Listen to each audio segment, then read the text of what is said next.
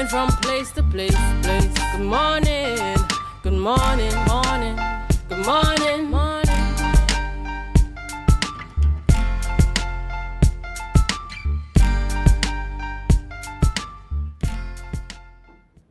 Good morning to all of viewers. I am Renessa Ortiz. Welcome back to another episode of Tobago Updates. It's Youth Wednesdays. We are happy that you can join us here this morning on Tobago Updates. This morning we have such a packed session for you. We have a packed set of interviews. We are hoping that you stay with us. We want to welcome all of viewers joining us on AMPLIA 102, Facebook Live and YouTube. We are always happy to have you, and we're happy that you're here joining us this morning for yet another episode of Tobago Updates on Youth Wednesdays. We have such a packed show, and before we continue into what we have to do, we're going to go right over to news in 90 seconds. Here's your news in 90 seconds for Wednesday, August 27th, 2025. While many may not be in favor of the government's stance on supporting U.S. military deployment in the Caribbean, the Trump administration has praised Trinidad and Tobago as an ally in its fight against drug cartels in the region. U.S. Secretary of State Marco Rubio announced a strengthened naval presence in the Caribbean, targeting Venezuelan and Mexican cartels. Venezuela's President Nicolas Maduro condemned the deployment as a violation of sovereignty, while allies such as Trinidad and Tobago, Guyana, Ecuador, and Argentina expressed support. Prime Minister Kamla Persad-Bissessar welcomed the U.S. involvement, stressing regional drug threats. The U.S. has deployed multiple naval vessels despite Venezuela's demand for immediate withdrawal. The Ministry of Education announced that disbursements for the school supplies and book grants are being issued in phases, with 5,248 payments completed and 14,752 more expected by September 5th. Priorities given to applicants on public assistance, the unemployed, people with disabilities, and low-income households. Prime Minister Kamla Persad-Bissessar said the initiative reflects the government's commitment to equity in education by easing families' financial burdens. Payments are sent directly to bank accounts, while checks may be collected at district education offices and in Tobago at the Division of Education Research and Technology with valid identification. Education Minister Dr. Michael Dowlatt confirmed that government-issued laptops for Form 1 students will be distributed from late September in a phased rollout to ensure accountability and proper delivery through schools. About 18,000 laptops will be provided this academic year, including devices designed for differently abled students. Dowlatt did not disclose the program's cost, noting details will come later. The initiative revives the UNC's earlier Universal Laptop Program, which distributed 92,000 devices between 2010 to 2015. Concerns have arisen from parents and opposition voices about delays and lack of clarity on distribution. And that was your news in 90 seconds. Now we're on to the best segment of Tobago Updates morning show on Youth Wednesdays. It's time for our birthdays. We have just 2 birthdays for us here this morning, and we just want to wish them from the Tobago Updates family a happy birthday. We have Mrs. Glenda Jones. Happy birthday to you. We hope that this day is filled with lots of love and peace and joy, and your friends and your family contribute in the best way that they can. Up next, we have Delise Cook Fletcher. Happy birthday to you from the Tobago Updates family. We hope you have a great day today and that you have all that is in store for you. Your family wishes you all the good things. You enjoy your day, and we hope you spend it very well. And to those who did not send in their birthdays to us this morning, we wish you a happy birthday and that your day is filled with joy. Now we'll take a break and we'll be right back with what we have to do. Oh, sorry. My bad. It's the rundown. I'm going to give you the rundown for this morning. So up first, we have Miss Judith De Verteuil. She's here to talk about the textbook support for all former CPEC workers. After that, we have Garth Voisin. He's a men's mental health advocate here to talk about a proactive approach on men's mental health. And last but certainly not least, we have Captain Sheriff Tobias talking about Independence Day celebration activities. All this and more after we have the break.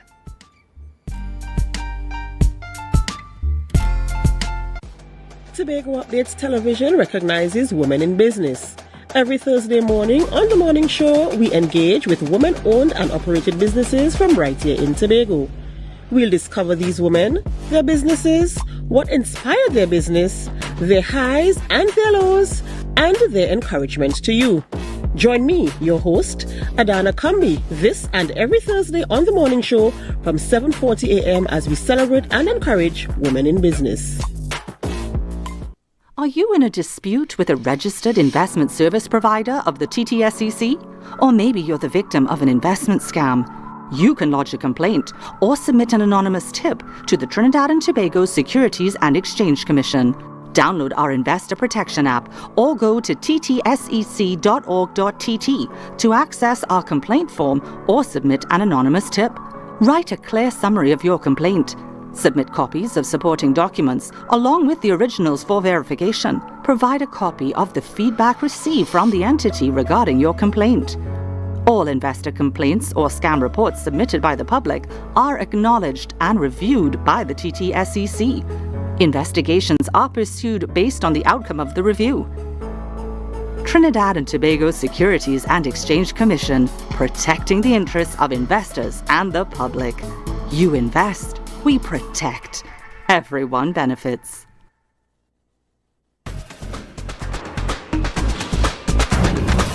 With Flow Business's new smart solutions powered by super fast, reliable broadband, you'll feel like there are more versions of you working for you. From website design, development, and digital marketing to promote your business, 24/7 business class support to cloud solutions, security, and more. Multiply your growth today.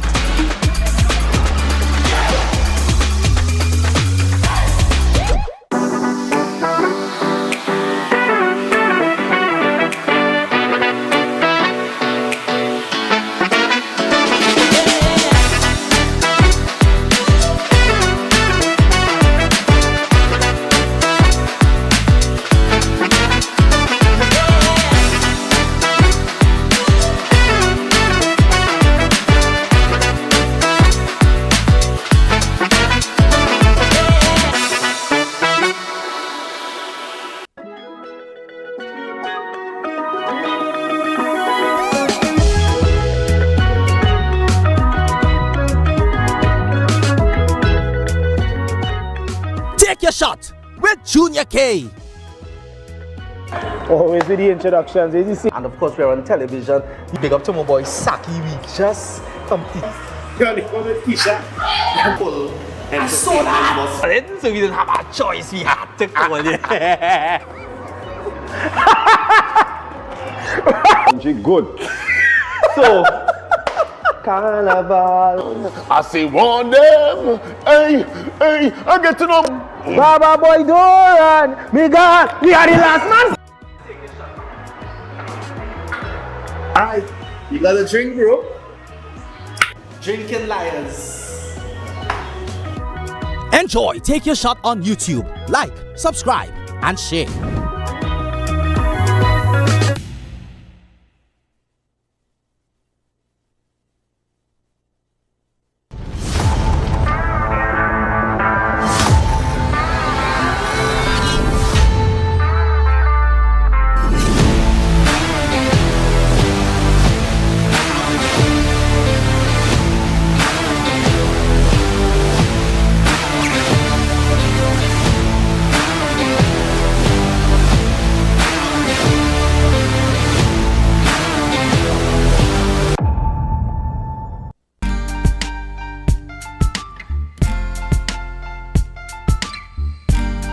Put a smile on your face when you're moving from place to place. Good morning, good morning, morning, good morning, morning.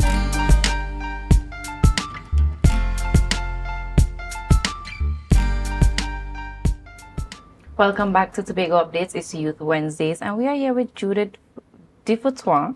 She's here to talk about the textbook battering, the Battering Books program, and what it has to offer for us here this morning at Tobago Updates, as well as going forward for the new school term. Good morning, Judith, and welcome. Good morning. Thank you for having me once more. Thank you for coming. So, Judith, take us back to 2015. What inspired you to start the Battering Books program? Well, as an educator, I heard a clip on the radio inviting parents to come for a $30,000 book grant from one of the banks to buy textbooks and supplies. And I'm saying to myself, textbooks does not have to be that expensive. You see, we have to make it more affordable for parents, especially parents who have 2 or 3 children of school age.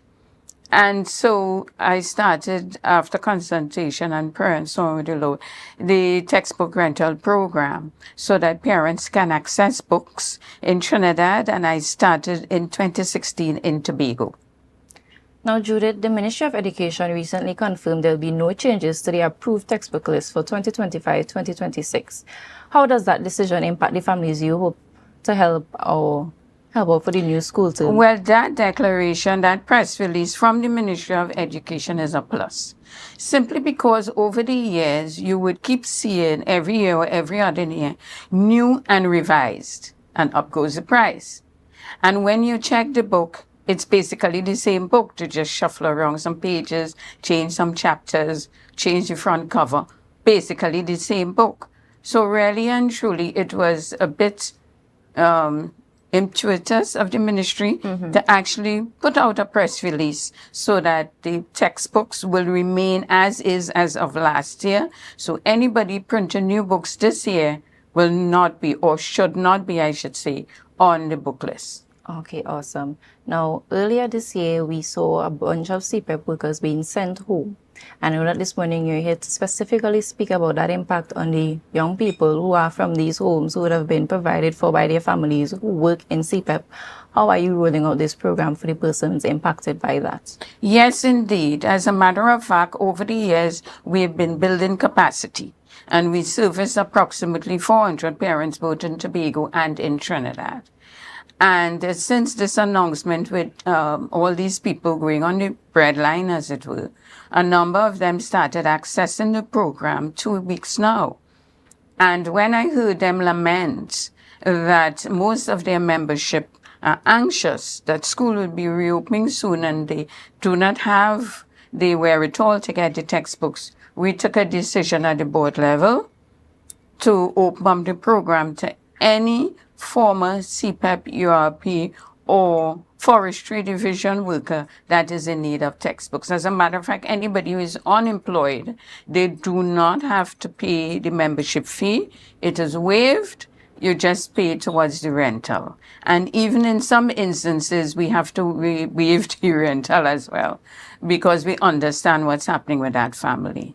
Now, the school term is fast approaching, and I want you to share with our viewers, people who would be able to benefit from this. What are the dates, times, and locations for drop-offs or collections for the Battering Books program? Well, in terms of Tobago, we had been at Pentecostal Light and Life for the last 3 years, but we were only able to access the school for 2 weeks this August. So in terms of Tobago, I had to put the books in storage. Since 2020, when I spoke to Mr. Kelvin Charles, I mentioned the program to him. And since then, I sent an email trying to get a location in Tobago. We've been moving from place to place. So for now, we will have to resort to our situation before, where people in Tobago will come to Trinidad and get the books. What they normally do is come down on the ferry in the morning. I am not far from the port. They collect the books and come back to Tobago in the afternoon. You see, but normally you just WhatsApp the book list to me. Right. My number is 333-3173 and indicate whether you are in Tobago or Trinidad and the parent's name, and I can tell you the days and times and so on to access the program. Now, would these families need to prove their CPEP status, or is it that it's just... Well, the people who came before, actually, they were very kind because they actually sent me their last payslip. Okay. Which means they want to be transparent. Right. And in sending me that and the date, I was able to see when they were last paid and that they are no longer receiving funds to be able to pay a membership, so we waive it for them. Ms. De Verteuil, thank you so much for this work that you are doing. I know it would ease a lot of the burden that a lot of our people who have been laid off would be able to have that opportunity to take that stress off their mind in terms of providing for their children going back to the school term. I know it can be stressful having to wonder how your children are going to get the resources they need to function in school, because I know some of these things also resort to children bullying other children. So thank you so much for the fact that you are putting this initiative forward. Now, I want to ask you about sponsorship. Is there anyone who you're in partner with to help you achieve this initiative? Well, ideally, I would like to ask the parents who have gotten books from us over the years, they sign a contract on the requisition form that they are to return the books. Some for 1 year, those who keep it for 2 years and then return, because it hampers the system when they don't return the books. Because it then goes to somebody else. What they got, somebody gave. And people give books into the program. The children are no longer going to school. We do cater for university students as well, but they are no longer going to school, and they give the books into the program. We welcome that. In terms of sponsorship, the overarching school got support over the years from the Canadian High Commission. I would like to say thank you. I would like to say thank you to Mrs. Haddad. She allowed us at her location on Milford Road rent-free in 2020. We would like to say thank you to Mr. Douglas, Tobago Electrical. We were there for 2 years. But, and we would also like to say thank you to those who give stationery. We do give stationery while stocks last. We're talking notebooks, copybooks, and the like. Okay, so thank you to those who give. And if people will return the books, it will go a long way, both in Trinidad and in Tobago, because we do keep records. I'm happy that you created such a package in terms of not just the textbooks, but stationery as well, because there may be people who actually are having some struggles in purchasing the stationery necessary to take their children back out to school. And I'm happy that you thought of that, and there are persons who are actually interested in also contributing to our children's education, which are in the form of stationery as well. Now, can you tell us of any future initiatives that you plan to implement in this space? Well, future initiatives, I was asked to take the program of the islands. And so, yes, that is in place. But first and foremost, I would like to service Trinidad and Tobago, the land of my birth. And really and truly, we want to bring people on board, because there are overarching services that is needful where the Battering Book program is concerned, like social welfare officers, social workers.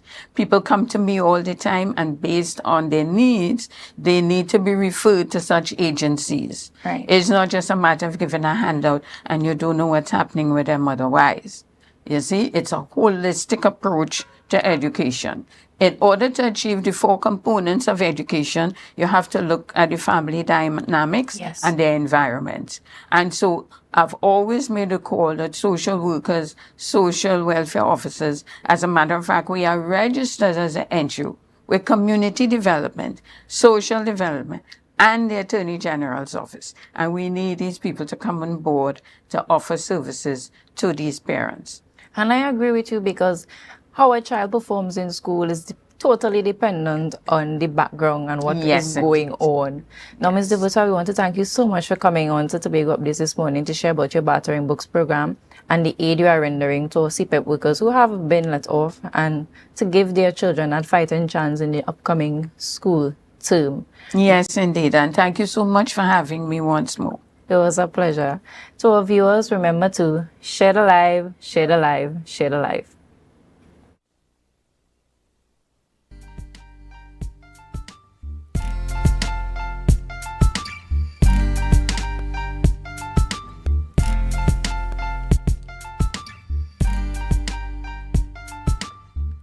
Coconuts Cafe, the buffet restaurant that specializes in all your tasty local dishes. For breakfast and for lunch. Breakfast includes coconut bake and sada roti, served with chokers, bull joil, and sausages in tomato sauce. Not forgetting beef and cheese pies, shepherd's pie, macaroni pie, and rice in various styles. Meat served in a variety of flavors, garden salads, and pasta salads. All this accompanied by fruit juices, coconut water, your choice of a great combination to appease your taste buds. So call us today to order, as we are here to accommodate your busy schedules or if you are having a cooking day off.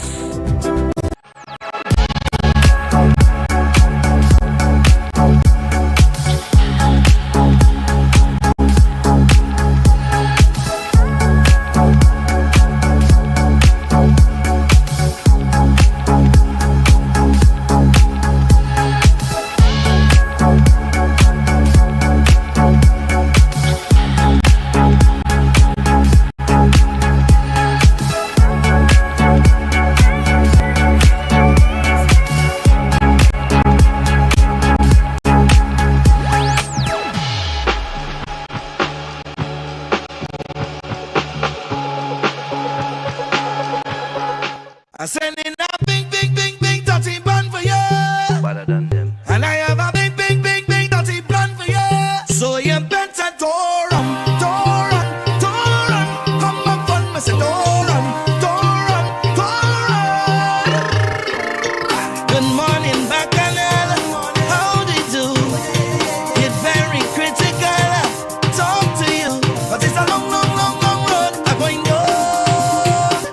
And I need somebody to me life. I say sure, bless me with Juve. Carnival is my time. Rise and shine, Tobago. The breakfast vibes you've been waiting for is here. When it wrong, tell you you's a big dancer. It's time for Sun Up Tobago, the ultimate breakfast inclusive pool party that kicks off your carnival in style. We aim to take shots. She come to take shots. Join us on Thursday, October 23rd from 6 a.m. to 12 noon at Scarborough House, 138 Milford Road. Music pumping, breakfast sizzling, coolers flowing, and vibes unmatched.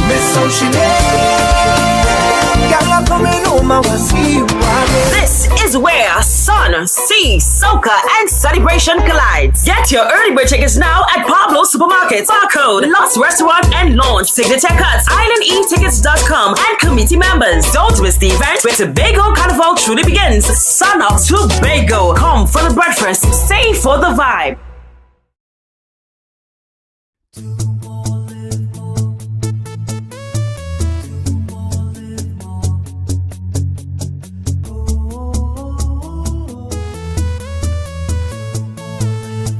This is how it's gonna go. They better look up below, 'cause this is your show, and everybody's gonna know. Say it to them once again. They better look up below. This is your show, and everybody's gonna know. That's how it's gonna go. They better look up below, 'cause this is your show.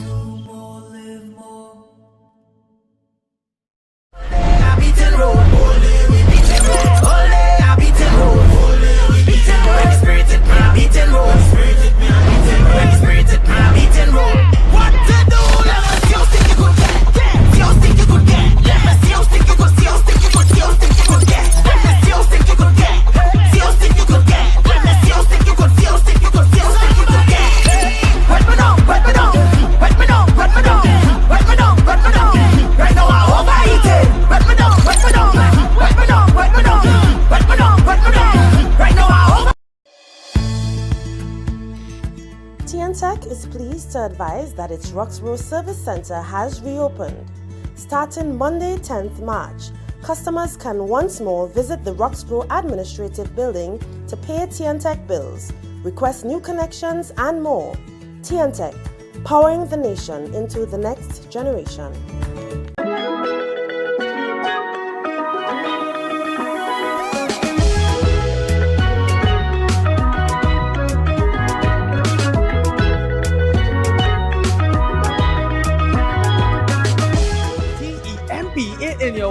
All right, she's here. Welcome. It's Take Your Shot, your truly Junior K. This is where we have real fun. We drink responsibly. We play drinking games. We conduct interviews with some of your favorite stars. Back again, and then actually breakthrough in 2017 with taillights.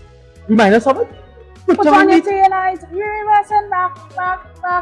And then if you beat it, keep it. Drink or sink it, real simple. So we're going to ask a particular question, and if he answers, he doesn't have to drink. So the first question is, if you had to choose Squid, your girl or your mom? What? I'm going to sing a piece of a song.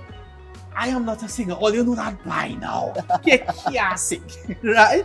But let's try for the purpose of this show. Right. You have to figure out the song, sing a piece of the song, identify the artist. Call out the bridal.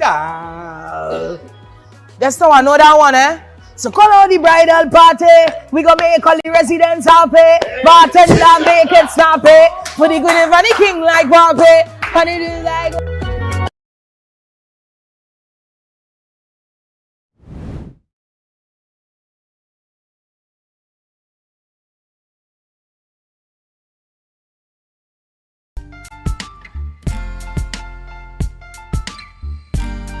Put a smile on your face when you're moving from place to place. Good morning, good morning, morning, good morning, morning.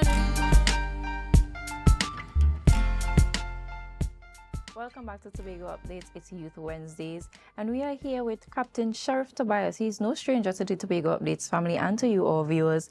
He's here to talk about the Independence Parade activities that is going to be hosted by the Boys Brigade. Captain Sheriff Tobias, thank you for joining us this morning. It's a pleasure to have you again in studio. And I know we were speaking before we came on live, and you were talking about the fact that these activities have already started. Can you tell us and the viewers what these activities are? Good morning to all of you, and good morning to you. Thank you for having me this morning. Well, as I indicated earlier, because of the disappointment of not having the Independence Day Parade and the trends, most of them were kind of depressed by not having the parade that they were preparing for such a long time. We decided that we must do and find activities for them. So we have been having activities since then to now. We started last Saturday with a regimental program every day. So on last Saturday afternoon, we visited the St. Andrew's Anglican Church for the evening service. Saturday last, and they had an overnight at the brigade headquarters there. Sunday, where they went home and were asked to go to their own churches.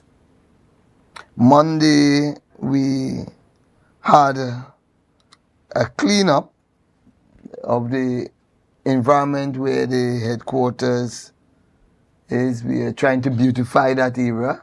So there was a whole parcel of land which was overgrown, which just yesterday we were able to finish cutting it.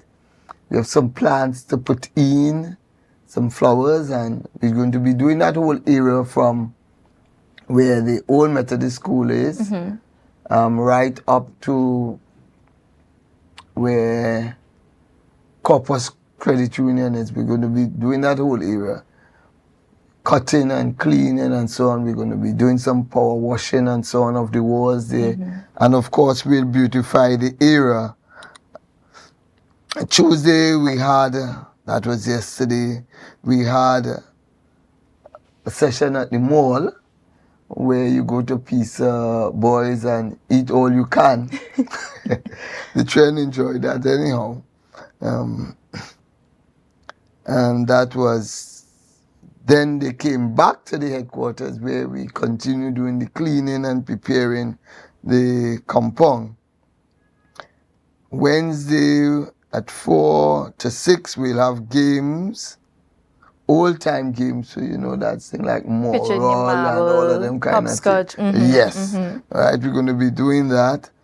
And then, of course, we continue to clean. Right. Because it cleans quite a bit, you know. So it's a full week of activities. Full week of activities.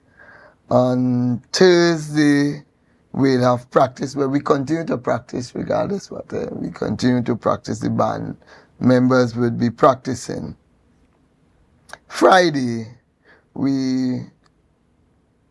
and I am very cautious in saying that because we're still awaiting permission from the police for the march through Scarborough. Understood. And it is called a March of Love for Tobago. That's the theme for that march on Friday. And we should be having the other bands participating on that march on Friday. Saturday, we will have our family day and sports at the Boko Heritage Park. And that goes from 8 until. And Sunday, God's willing, we would then go worship at the Scarborough Methodist Church. That's our home church, right? After that, we'd have inspection by the assemblyman for the era, and a luncheon where we prepare a 3-course meal for the members. So that sounds like a very packed week of activities. It is. And I know you started off the conversation by saying that the young people were very discouraged about the fact that independence was cancelled, because I know leading up to the celebrations and the activities, they put in a lot of hard work in terms of practicing, especially with the band. And I know I had the opportunity to interview a few of the members of the organization, and they talk about the fact that they have to be well hydrated, they have to eat properly, they have to be fit, and to put in all that work to hear nothing to showcase. It can be disheartening. Yes, it is. But I think we have made up, because they are back in good spirit. They have been enjoying every moment of the time that they are, because they are out partly every day still. You know, we prepare for them. One of the things that we are good at is networking. And so there are business places who would prepare meals for them. There's one at Cutler Hall, can't remember the name of it. They do a day every week. The parents contribute. The bakery at Shore Park, they do buns and drops and so on. And so we are able to bring them out, do different activities, and have them fed as well. You know, the only challenge is that when we are finished, to take them home, because you have to take them home, you have to make sure they get back home safely. You know, and we have about 5 of them from Castara. Oh wow! That we have to take when they come back. But in all, it has been going well, and the children are enjoying it. I know for a fact they also are looking out to going to Antigua at the end of October for the Antigua Independence Day celebration. They normally send us an invitation to attend. I am not sure at this point in time how many of them are going. We were actually looking forward to having between 15 and 30 persons going. But I think that number is cut because of lack of funding, you know. Now, I know you mentioned on Saturday, is it? Yeah. That they should have a parade. It isn't concrete. On Friday. On Friday. It isn't concrete as yet. Yes. In the event that this happens to be something that comes to fruition, can you tell the public how they can support, what time you're hoping for this to take off? Right. They should leave Tambourine Square by 3 p.m. and go through town, Scarborough, you know. I think ending back at Tambourine Square at the headquarters.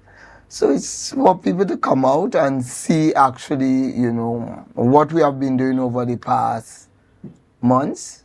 So it's showcasing and giving the public a little of entertainment, so to put it. Because we have some very nice tunes that we prepared for the parade. So I know people would enjoy themselves be able to chip to the music that is being played and so on. Are you willing to just share one of those tunes with the public so that you get them excited about this? Let it be a surprise. Let it be a surprise. I agree. I agree. Now, I know a part of preparation, apart from the young people putting in the work, what is it like working with the parents and ensuring that things come together? Especially, I know, putting on the parade and this week of activities, and you would probably need permission and their support in all of this. What was that like? Well, let me say, I think that it is fair to say that we have the support of all parents. Nothing is 100%. There are some parents who want to drop short, but the thing is that they have given the train permission to attend and so on. I think that is the support that we needed, although we would have needed all of them to be, attending some of the practice sessions, see what the trainers are doing. We haven't gotten that from all, but majority of them, they are out supporting and who have transport, taking the train up and even helping to assist in transporting some of the train home after practice. Now, I know Independence Day is an opportunity for the nation to celebrate their independence and giving that sense of patriotic pride. Given the fact that Independence Day was cancelled, how are you still implementing and promoting that with the young people in spite of the celebrations being cancelled? Now, I know you curated the whole week of activities, but I know some persons might still feel a damp on their spirits because of the fact that it did not come out in the way that they wanted it to. Well, let me make the correction first that I am just supporting now the activities because I have retired as captain of the first Tobago company and I've given up the band for quite a while. I just do the initial training of members. So this was actually formed up by the staff, Captain Sheridan Tobias, and the staff, the week of activities. But of course I would be aware because I'm still the battalion commander for Tobago. So actually the program was theirs. Okay. They came up with it and of course we supported it from the council level and from my level. We have supported. The next part of the question, we have been actually still dropping little hints in. We had a movie night last Saturday. And we're still able to give a little of what independence is, where it came from and so on. We are hoping to have, if we can pull it up, the lowering of the Union Jack and the hoisting of our national flag, I try to get it on information. I'm hoping that we can get it, that we can also show that for them to see, the transition from colonial to our present state. So that we have been in. On Saturday afternoon when we attended the St. Andrew's Anglican Church, where I am a member, the minister, Reverend St. Bernard, Patricia St. Bernard, she was able to speak directly in her sermon and was able to interact with the members, highlighting even more independence and how important it is.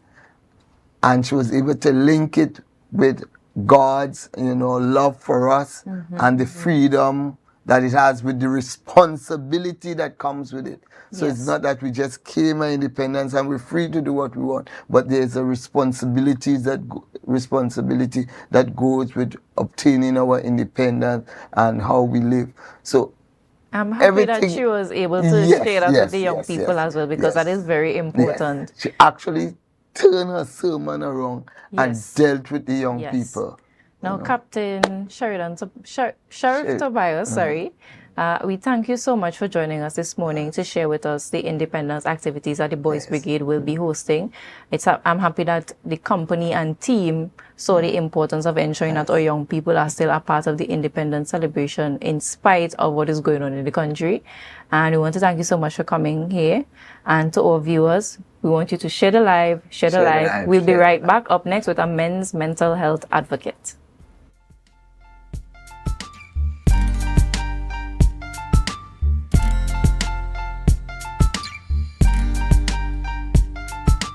As essentially the main catalyst which drove Frenzy Mass. I mean, all of us would have do a lot of things together, and this was just the next step now, evolution. We lime, we party, so why don't we take all of that and bring it into Tobago, into a form of mass where we could go and gallivant and do the same thing where other people could see what we do it on a bigger stage. But at this point in time, I think Frenzy is important to me, so I decided to put some energies there. It's our first year Tobago Carnival, we now partner with Iconic Mass, and it's our first time, so I felt like, just see, come and really stamp your name and make that presence from the mass side of things. So that's the vibe, Frenzy Mass. Really excited for Tobago this year. Love to see the girl and men over. Arch your back, me girl. Arch your back, arch your back. Start to arch it. Slack me girl. Arch your back, arch your back. So we can say 1, 2, tie up your shoe. 3, 4, bend back more. 5, 6, no time for tricks. Wine like you're feeling twisted, so I want you bend. Bend like you forget to cream your leg. Hold on by your ankle them. Not just you, girl, you want your friend, you want your friend. Ride me girl and wine, in Frenzy Mass. Watching out there. That is what I was seeing. Rocking it slow. That is what I was seeing. I'm sending a big, big, big, big dirty bun for you. Better than them. And I have a big, big, big, big dirty bun for you. So you better don't run. Come up on me, say don't run. Good morning, Bacchanal. How do you do? Get very critical. Talk to you, but it's a long road I'm going on. And I need some vibes in my life. I stay strong. Bless me with Juve. Carnival is my time. I beating road. All day we beating road. All day I beating road. All day we beating road. When the spirit hit me, I beating road. When the spirit hit me, I beating road. What to do? Let me see how stick you could get. See how stick you could get. Let me see how stick you could. See how stick you could. See how stick you could get. Let me see how stick you could get. See how stick you could get. Let me see how stick you could. See how stick you could. See how stick you could get. Wet me down, wet me down, wet me down, wet me down, wet me down, wet me down. Right now I'm overeating. Wet me down, wet me down, wet me down, wet me down, wet me down, wet me down. Right now I'm over.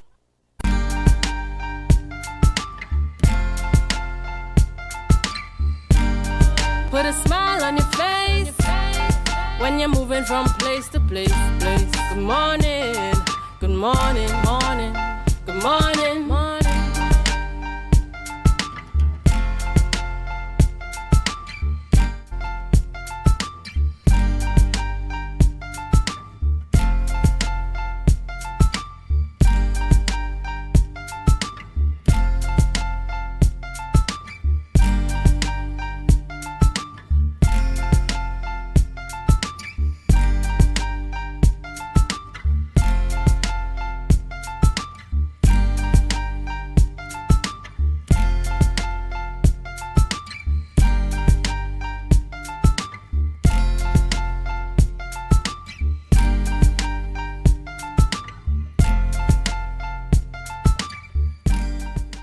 Welcome back. It's Youth Wednesdays. I'm your host, Renessa Ortiz, and we are here with our final interview for this morning.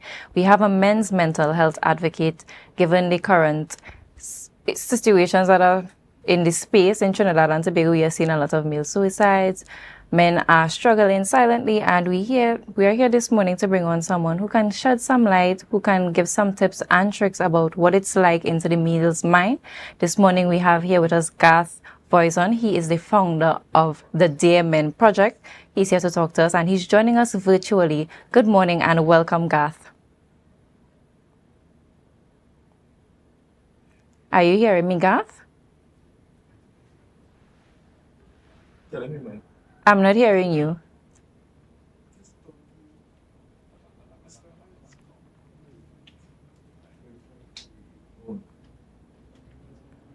Garth, are you there?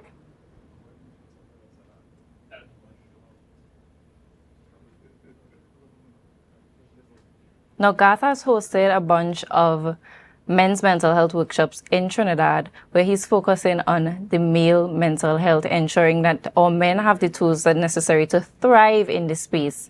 Our men are oftentimes overlooked and not given the opportunities needed, especially to express themselves emotionally.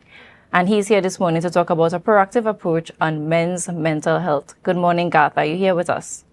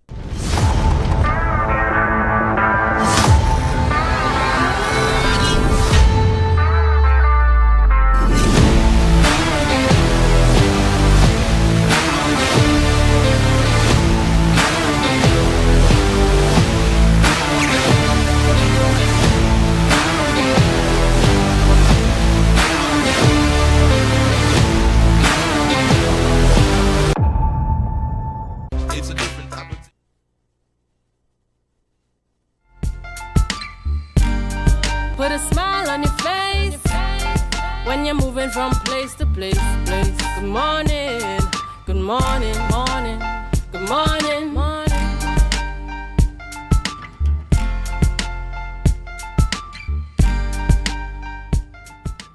Welcome back again to Tobago Updates Youth Morning Show. We are here with Garth Voisin. He is a men's mental health advocate. He is the founder of the Dear Men Project, and he's here this morning to talk about the issues surrounding men's mental health and a proactive approach on men's mental health. Good morning, Garth, and welcome to Tobago Updates. Good morning. Can you hear me? Good morning. I'm hearing you now. Are you hearing me? Yeah, I can hear you. I can hear you. Welcome to Tobago Updates. Now, I know society often expects our men to be strong and stoic, but at the same time, we see how hurtful comments online whenever men show vulnerability. How do you think this stigma affects men who are struggling, especially when it comes to suicide prevention? Well, first of all, thank you for having me on this morning. I think the idea of being stoic and being strong, I'm not saying we should get away from that, but I think that there's so much pressure on just that and not the actually teaching them how to be effective communicators in terms of emotional intelligence and be able to be vulnerable but express how you feel. So what you find is a lot of people bottle that up, and especially if you look at culturally we've been conditioned to only be one way. But I try to encourage men, especially young men and men, that now that things are changing and you have an opportunity to be able to be not more vocal, but to be more communicative. I think we should try to show men that that is an opportunity that they could take advantage of now, because things are changing, and the one thing that stays the same is the fact that we continue to bottle up the emotions and bottle up the conversations that we would love to have, which leads us down that path of thinking that suicide is one of the options, or depression is an option, or isolation is an option. Now, I know you said that they bottle it up because they probably don't have that safe space. Now, for the persons in their community, such as their moms, their sisters, their friends even, how can we as a community and as a society create that safe space for men to be able to open up? What do you think are some of the things that we need to do? I think one of the things is conversations like this. We have to have more conversations with our men in our communities. And not just if it's a program, it should be just something within the family itself, the dynamic itself. I think for too long we've gone with, it's okay, or how are you doing today? I'm good. And then we just kind of bypass it. I think now that we see so many things happening, we have to get past just that surface level questioning or surface level attention and really try to figure out what's going on. Because we should be a little bit more observant of the things that are happening within our own communities and our own families. And that hopefully would lead into a bigger or broader space. Now, I have been following your page on Instagram where you speak daily about the issues that our men face. And one thing in particular that jumped out to me was the fact that you're saying that our men do not have as much workshops as our women. Our women are more progressively ahead of our men in terms of emotional intelligence and all of these things. What are your views on that, and how you think that we can combat some of these things? Well, I mean, I always keep saying that the solution is inside of the problem. So if we have a problem where we're not creating enough workshops for young men and men, then that's the solution. Let's try to create more stuff. I think one of the things we heard in conversation with other people is the fact that we feel as though we are not creating things that appeal to the young men. And like again, same thing. Then the solution is inside of the problem. I think we have to find more innovative ways to create workshops that appeal to the young men and men, to get them to come out, and for them to be able not to just grab their attention, but when they're there, make them feel as though that is a space that we are creating for them. Because the narrative is that we don't care about our men. That is, if we just going to be simple. The narrative is we don't care about our men. And then when they see 10, 12 workshops throughout the year for young women and girls, and maybe one or two for the men, it kind of feeds into the narrative that we really don't care because we're not creating those opportunities for them. But also, would you say it's a matter of providing these opportunities, but our men aren't showing up? Because there are times where people will try to put on these workshops and host these webinars and seminars for men, but the turnout is usually very poor. What are your views on that?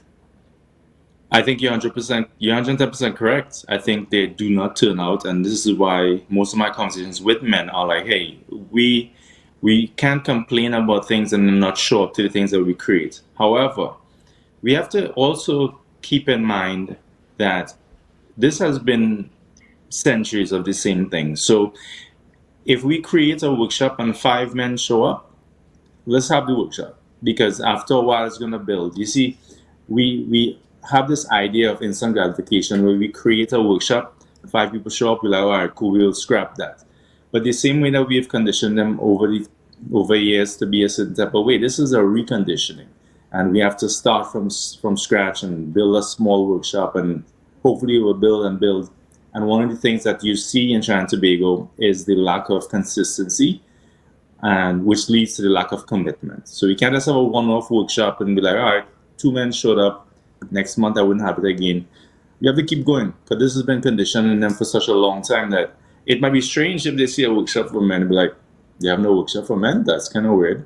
But then the next time they see it and the more conversation that we have in is going to create that space for them, not a physical safe space, but a mental safe space where they see it happening and they're like, all right, cool, let me show up to the 3rd one.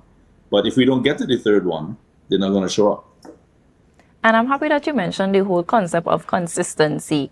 Now, a lot of times people would see things being hosted, and if it is we don't push through and we follow through, they would think, oh, this was just a one-up. This was just an opportunity for someone to show face that, okay, I am about men's mental health advocacy, but then you don't follow through with other initiatives to ensure that there is a sustainable way of our men moving forward and moving past this. Now, apart from the mental health advocacy, I know a lot of times when you're advocating for something, it's usually you alone. You are the person, maybe with some other friends or colleagues who are contributing to the cause. Do you have sponsorship? Do you have any government backing for your cause and your initiative? one of the things I am is transparent, and I will tell you that it is very difficult. It's an uphill battle to get people on board when it comes to stuff like that, which I understand. I think culturally we've not seen that as something that is of value.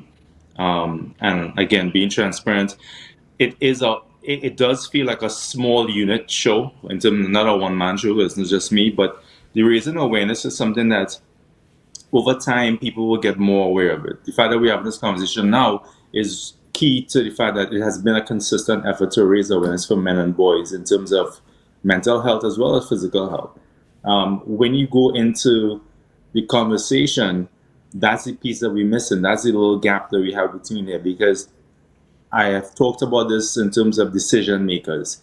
The decision makers who make the final say are the ones that we have to have the conversation with, as well as we have to have people in that space that are creative enough to understand that, hey, this is something that has been for a long period of time, and we need to be consistent with it. We need to put some money behind it. We need to back some of these initiatives. And I always tell people, I'm not just talking about me, because there are other people that are doing little things within their communities. I think we need to hit the ground a little bit more and figure out what's going on the ground, and then support that, not just as, okay, it's a one-off, but to support that in a way where we look at a year-long program instead of just a month program. Because most of the things, like you just said, they're all surface-level attempts. And once the surface-level attempt doesn't work, then we back out and we say, okay, well, that doesn't work. Let's do another one for the girls, or let's do another one for the young women. And how do you want the Dear Men project to impact the women see themselves and support each other in the long term? I just want them to understand that we do care. Like we care about our men. There's a pivotal role for both men and women in the society. But the more that the workshops keep arming the girls and the young women, it kind of leaving the men behind. And like I said, in another interview, there's going to be a long road back when we try to get our boys and our men to come on the same page as we are with our women. So I just want people to understand that the conversations have to happen. I'm here for the conversations as well. The main thing for me is that I would love to have the conversation with the decision makers that say, okay, cool, you know what? There seems to be an issue, because if you look at all the stats in the country, 92% of it would be done by men in terms of crime and those other things. So why are we not seeing that it's an issue in our country and addressing the issue? And why do we continue to just throw a blind eye on it? Those are the kind of things I would like to ask, because I would like to know, well, do we not see the connection? Like, do we not see that the young men are not feeling as though have resources, so they go to wherever the resource is for them to feel valued and appreciated and loved? So those are the type of conversations I think we have to keep having, and that is also part of the consistency. Awesome. And before we wrap up, I just want to ask you to share any 2 tips to the women in our young men's life for them to be safe spaces, for them to be able to open up and to be vulnerable. One of the things I would say, and this is actually pretty relatable now, because a lot of women are asking those questions, and I think we have to give them also some slack because they have not been taught how to go past that. Hey, how are you doing today? How are you? I'm okay. I think we have to really figure out ways and come up with ways to be able to have the conversation and listen, like literally listen. A lot of times you get into a conversation with somebody, a man, and you ask 1 or 2 questions and then you bounce on to something else. But if you actively listen, then you'll see. I would say pay attention to things that change in life with them. Pay attention to how their mood changes. And then ask questions, or ask somebody that you know who's a male, because they may be more comfortable talking to another guy. Ask somebody in your community or your family to just have a conversation and see if you could kind of pinpoint what's going on, because everything is surface level. And once it's surface level with men who are already taught not to communicate properly or effectively communicate their feelings, then it comes right back to, I asked the question, I got I'm good, and then I move on. So I would say definitely either not just create a safe space saying, well, be emotional and be vulnerable, but kind of have a conversation and then pay attention. So have the conversation and observe a little bit more than we normally do, because we're realizing that more men are now going through it and they're not feeling seen or heard. but they're just not talking about it as much. I just want to thank you, Garth, so much for coming on to Tobago Updates this morning to share your information and to share your advocacy and really talking about the importance of caring for women and their mental health, and also the important role that the women in society also play when it comes to supporting women during their most vulnerable times. Thank you so much for coming on this morning. Thank you for having me here. And this morning, we just want to thank all of our guests for coming on. We just wrapped up with Garth Voisin, men's mental health advocate. And before we go this morning, we're going to ask you to share the live, and ensure that you stay on for Good Morning Tobago with Chanel Felix.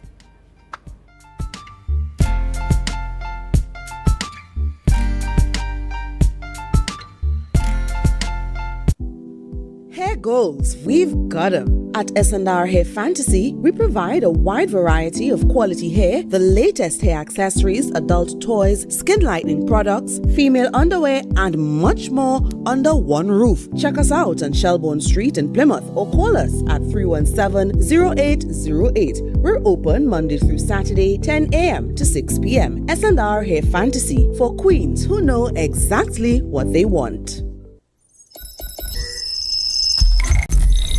Welcome to Tobago Glass Supplies,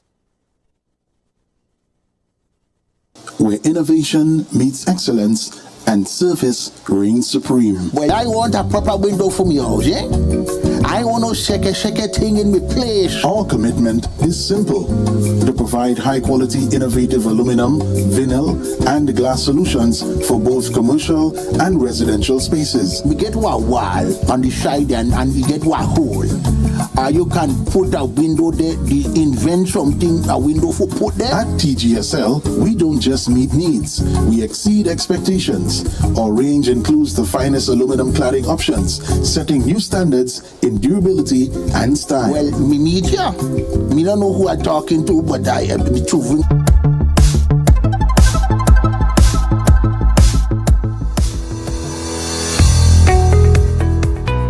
Imagine being on your last straw as a parent. You don't know what else to do with your child that is giving trouble at home.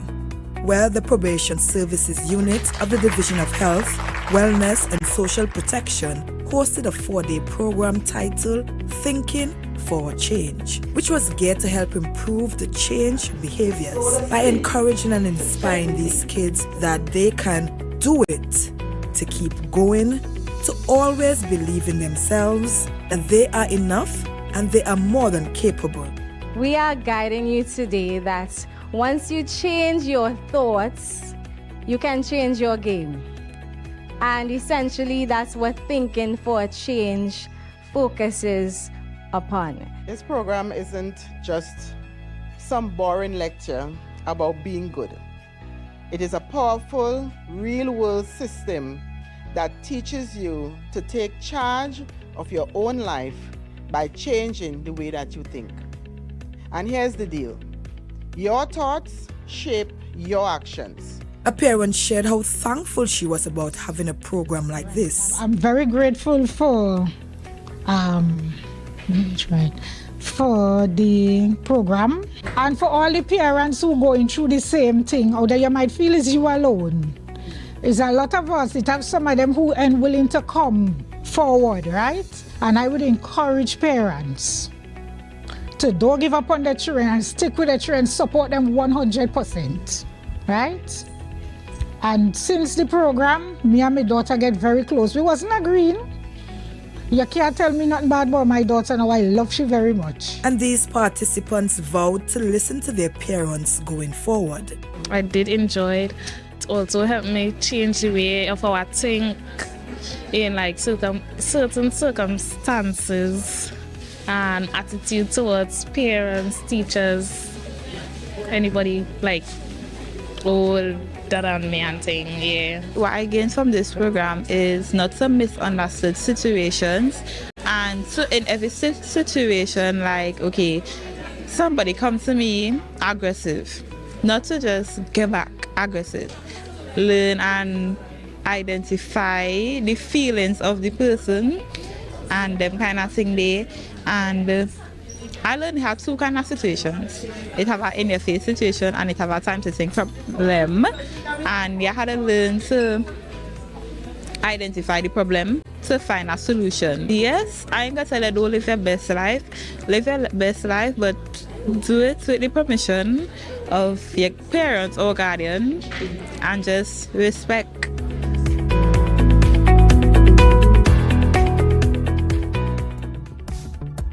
That was a production of the Department of Information, Office of the Chief Secretary, Tobago House of Assembly.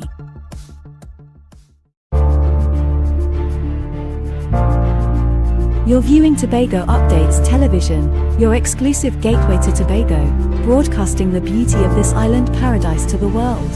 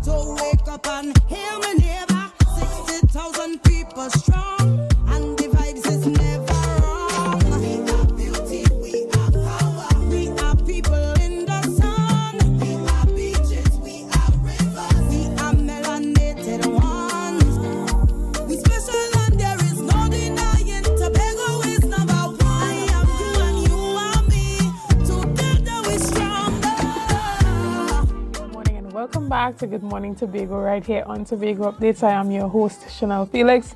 And you know, whenever you see me sitting here, it's because we're about to have those conversations that you want to have while I ask those questions that you want asked. But before we get into this morning's interesting topics and conversations, let's have our news in 90 seconds. While many may not be in favor of the government's stance on supporting U.S. military deployment in the Caribbean, the Trump administration has praised Trinidad and Tobago as an ally in its fight against drug cartels in the region. U.S. Secretary of State Marco Rubio announced a strengthened naval presence in the Caribbean, targeting Venezuelan and Mexican cartels.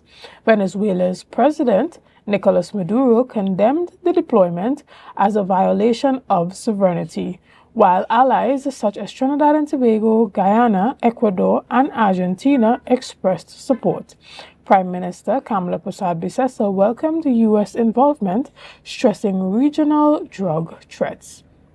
The U.S. has deployed multiple naval vessels despite Venezuela's demand for immediate withdrawal.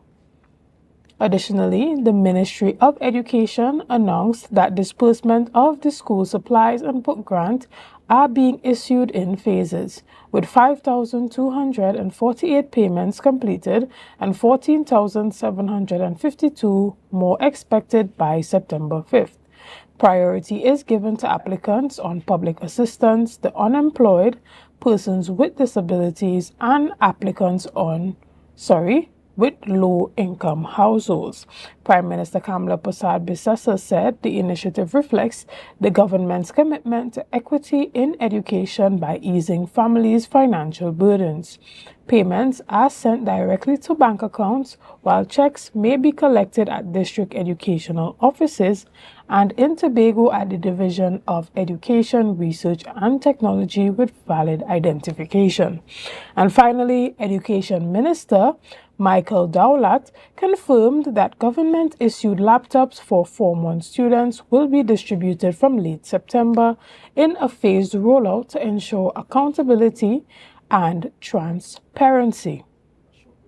About 18,000 laptops will be provided this academic year, including devices designed for differently able students. Dowlatt did not disclose the program's cost, noting details will come later. The initiative revives the UNC's early earlier Universal Laptop Program, which distributed 92,000 devices between 2010 and 2015. Concerns have arisen from parents and opposition voices about the delays and lack of clarity on the distribution. And this was our news in 90 seconds. Guys, we're going to take a quick break right here and we'll be back very soon with much more. I send in a big, big, big, big dirty bun for you. Better than them. And I have a big, big, big, big dirty bun for you. So you better don't run. Come on, fun, I said don't run. Good morning, Bacchanal. How do you do? It's very critical. Talk to you, but it's a long, long, long, long road. I'm going on, and I need somebody to my life. I stay strong. Bless me with you, carnival is my time.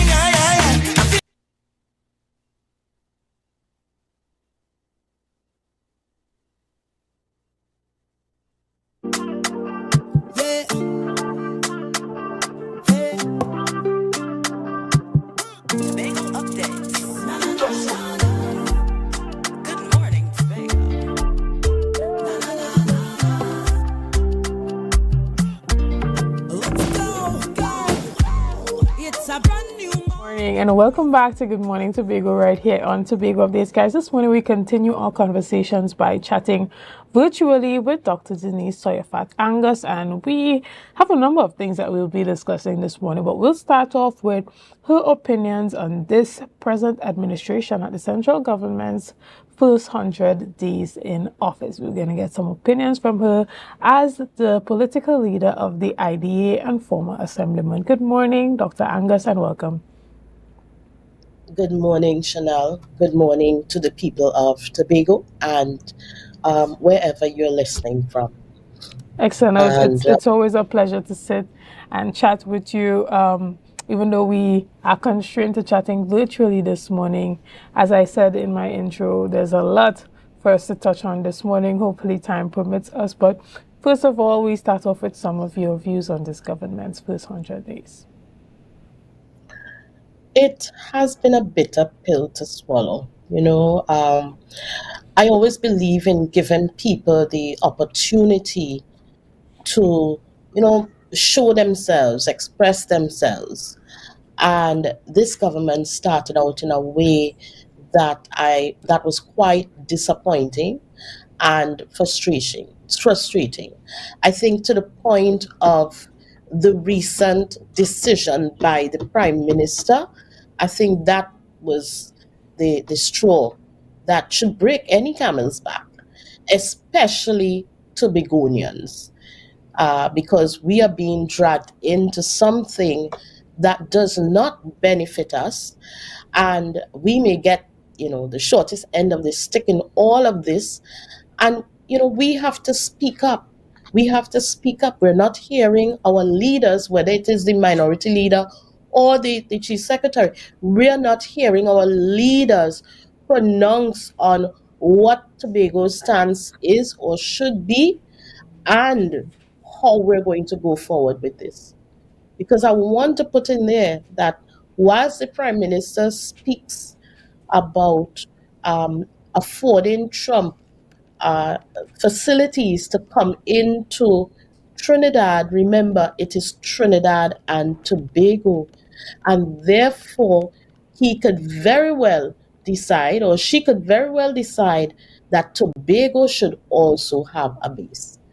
When are we going to speak up and say what we think about Tobago and our position here? I mean, we've been talking to people around the island, and there's a small segment that believe that, the Prime Minister is doing right and, all of that. But there are majority of Tobagonians who are really concerned because they feel the financial constraints right now. The economy is collapsing. And anytime you say war, that gets worse. Okay? So people are very concerned out there, and they're looking for leadership. They're looking to hear what does the administration say. But mom is the code. And why do you on think both sides. we've had this level of silence from this current administration with this new UNC government at the central government level compared to if it was a PNM government that was in the central government? Well, clearly, I mean, whilst they continue to say they're not aligned, all of these instances show that they are aligned. And that is a challenge we keep having with these Tobago parties. Either one is aligned to the PNM and they can't talk, or the other one is aligned to the UNC and they cannot talk. Now is the time we need leadership. We are going forward for autonomy, right? We say we want greater autonomy. Autonomy doesn't come with silence.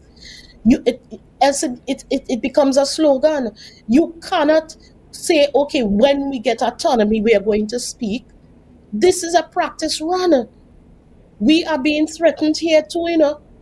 This is a practice run. We're not being threatened by Trump, but we are being threatened by the Prime Minister's statements and how Tobago may be dragged into it. So we have to stand and state our position in Tobago. Excuse me. And let the world know where Tobago stands in all of this.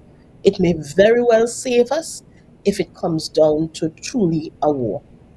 Right, and even as it pertains to the U.S. naval ships that are now in the Caribbean, if there is that collaboration between the central government and the THA, we would want to assume that the THA has had that conversation with the central government as it pertains to Trinidad and Tobago's stand. Do you think that the THA should have a separate opinion and put it out there in the public for Tobagonians? Absolutely. We are the Tobago House of Assembly, yes, with autonomy, with some level of autonomy. You cannot stay silent on this issue no matter how much you talk to the Prime Minister. You cannot stay silent. Tobago must have a position, and a position that is heard. It's either you agree with the Prime Minister and what you're putting in place for the people of Tobago because you agree, or you don't agree and what you're putting in place for the people of Tobago because you don't agree. Okay? But you cannot stay silent on this issue. This is not what autonomy is about. And this is where the idea keeps advocating for constitutional reform, because you cannot have one person, right, or one cabinet, and there's questions as to whether the cabinet is on board with this, because we've heard very first the Foreign Affairs Minister say, we're not in that. And then the Prime Minister comes out and said, we're clearly in that. So, you know, so you just have that one person deciding that they're going to put us in the pathway of war. That is not acceptable level of democracy. This is 2025. It is not an acceptable level of democracy. We have to have that constitution so that anything like this happening, any sitting Prime Minister must go to the Parliament and also must have conversations with our CARICOM brothers and sisters. Else, if we are prepared to throw CARICOM to the wind, then we become pawns in this game of chess owned by Trump. Understood.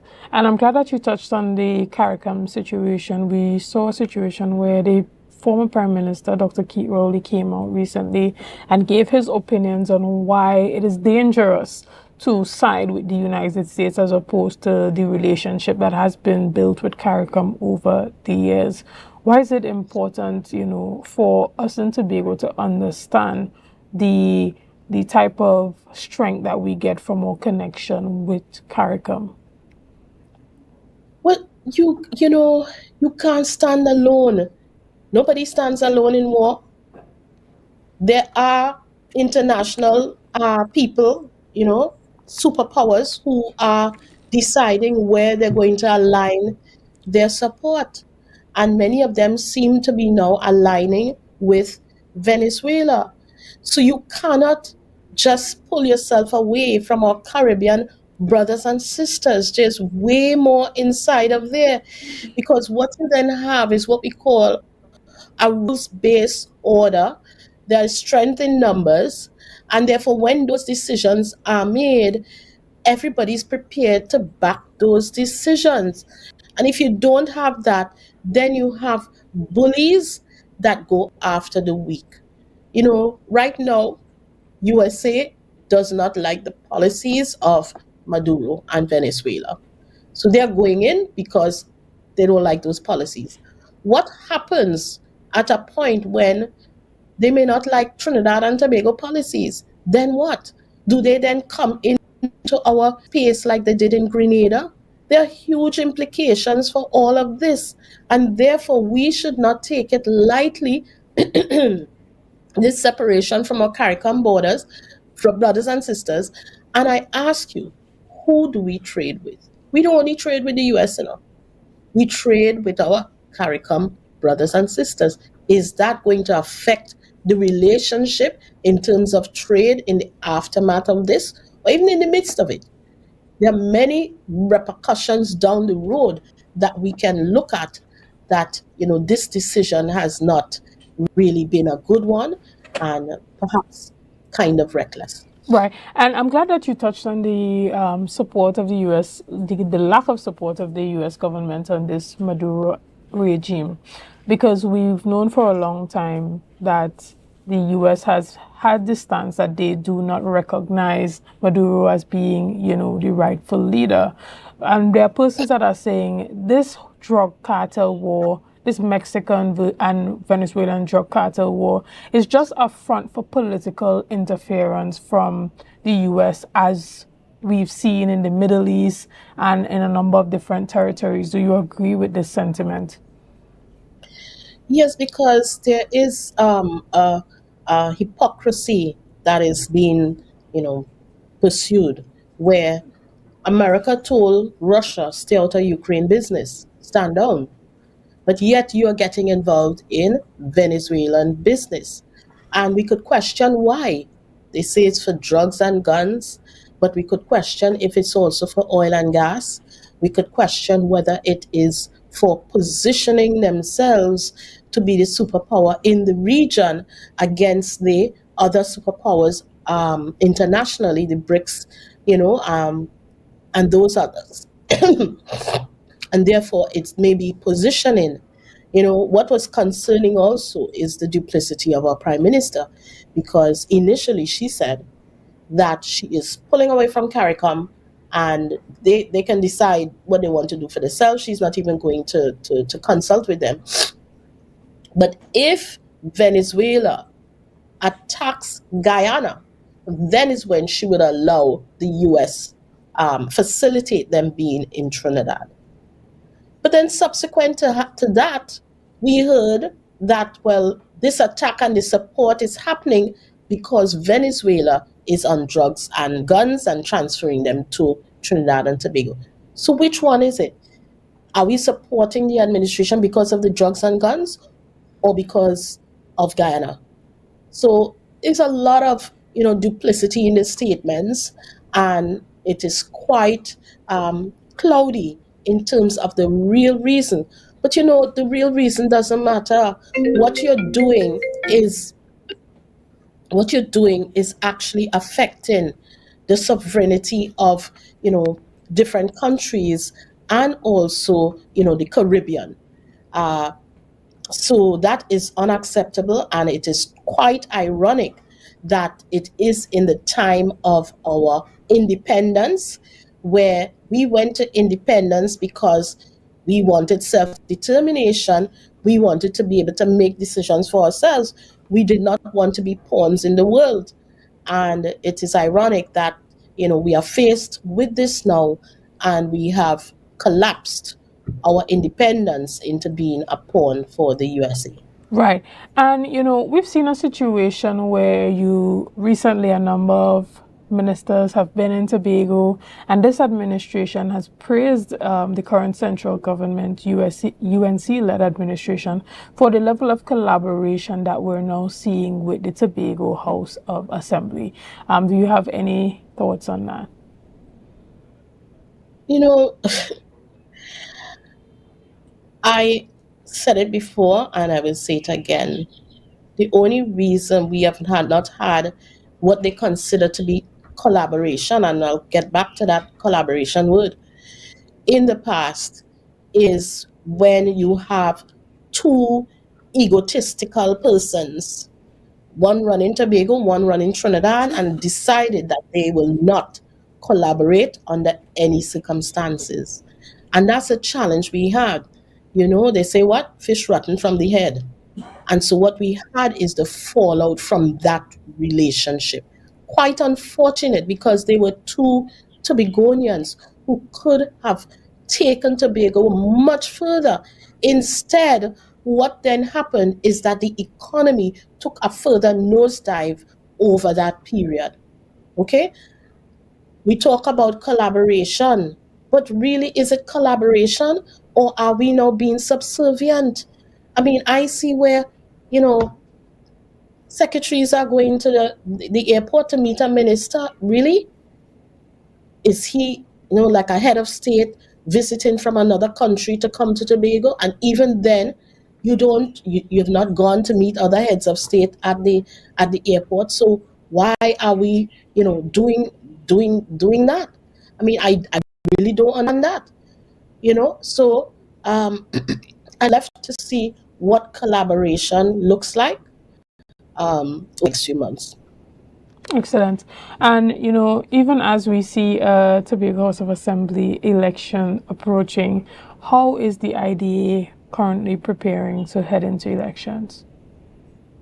The IDA is preparing to head into election. We are doing very well in terms of our preparation. Our preparation takes a wide variety of activities, and we are pursuing them step by step. Excellent. And how soon can we see a call for candidates from the party? Well, as soon as we see the other parties call for candidates. I think it's only the PNM has called for candidates to date. So, okay. Yeah. Well, I'm guessing you are following and leading on that initiative. Let's talk a bit about some of the key issues and concerns that the IDA is going into this election to address. Well, the key issues would be the pain the people feeling. Okay? Women cannot put food on the table for their children, and they're being left to do things to put food on the table that they would not otherwise do. Many of them feel ashamed that they have to do that. But if they have a choice of starving the children and doing that, they're going to do it. And there's a lot taking place in Tobago. So this administration has not served women on this island well in terms of the lives of women and children. And by extension, overall, the economic devastation that we feel, you know, in our pockets when we go to the grocery. We're buying less food. I'm sure, Chanel, you're feeling it. We buy less food with the money that we have. Food is the number one basics that we have to be able to treat with, you know. So the other one is shelter. Many people are what we call couch surfing, stopping by a family member here, a family member there, to have a night because they cannot afford to get proper shelter for themselves. So those are some of the areas that we definitely are going to be pursuing. We know that the last PNM regime lost because of said that.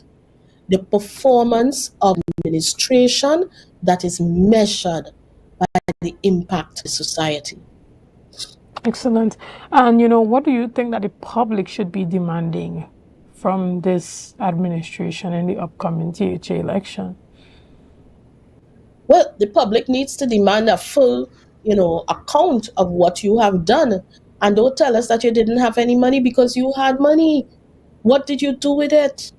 A lot of times, I understand when the Secretary of Finance came in, she said that she was going to cut out the joyriding, that there were too many travel visits. But ask yourself, she came in the first 6 months, maybe cut down, but now it has gone back to an all-time high. If you don't have money, your first order of business is not travel. It is putting the money to where you meet the needs of a social safety net on the island, especially when people are suffering. When you don't have money, you don't spend millions of dollars on buying resorts to then spend millions of dollars to convert to some hospital facility. When you don't have money, you don't spend 17 million on ambulances that up to now we cannot see the ambulances. They are not working well. You had to spend more money to retrofit them. You are and you're now saying, well, you don't expect all of them to come at the same time because you don't need all of them at the same time. I mean, come on, is that how you spend money in your house when you don't have enough money to feed your children? You have to know how to cut and contrive and still your children feel like they have a wholesome life. And right now, our children are suffering in Tobago. Totally understood. And even as we wrap up this morning's discussion, is there anything that you want to say to Tobagonians looking on this morning? Tobagonians, do not take lightly what is happening in Trinidad. The utterances of the Prime Minister, it has serious implications for Tobago. Now, we could do a number of things. We could go and call and send messages to our representatives that we do not support this initiative, but we can't find the representatives. And they may not have the courage to take it forward to the Prime Minister because clearly they are in sync with the current government. Number two, you need to start planting and securing food because we're going into a period of uncertainty. Okay? You need to make good with your neighbor. You never know what could come out in, God forbid, a war. We need to pray. We are praying people. We need to pray unceasingly for peace, yes, and diplomacy. We need young people. You are needed to carry the movement online. Hashtag pray for peace. Anything you post, hashtag pray for peace. All of us, we have a part to play. It's a very important part that we have to play, and we need to come together and we need to work together because at this point is Tobago. See for yourself. Our leaders have flown the coop. None of them have anything to say on this. They have flown the coop, and it's Tobago. See for yourself. Letting you know that the idea is always standing with the people of Tobago. 2 months ago, when the Prime Minister first made her utterances to Venezuela, the idea is the only party that stood up and said, we did not support that because of the possible impact on our fishermen and all the other things. Now again, idea is the only party that is standing up for the people of Tobago on this matter and other matters. So be wise, Tobago, be wise. Autonomy, it's not violence, else it's just a slogan. Be wise. Understood. We want to thank you so much, Dr. Angus, for your time this morning and giving us those perspectives as leader of the IDA political party. Guys, we're going to take a quick break right here and we'll be back right after this with much more conversations. See you soon. It's a brand new morning, rise up to a brand new dawning as the passion starter. The event of this century is here.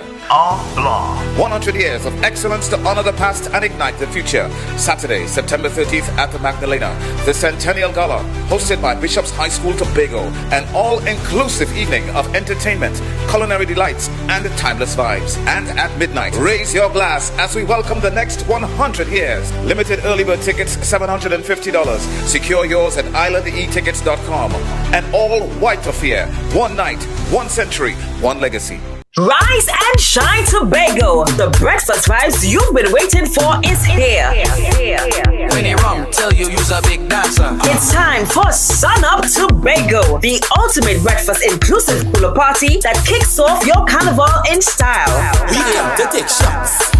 She come to take shots. Join us on Thursday, October 23rd from 6 a.m. to 12 noon at Scarborough House, 138 Milford Road. Music pumping, breakfast sizzling, coolers flowing, and vibes unmatched.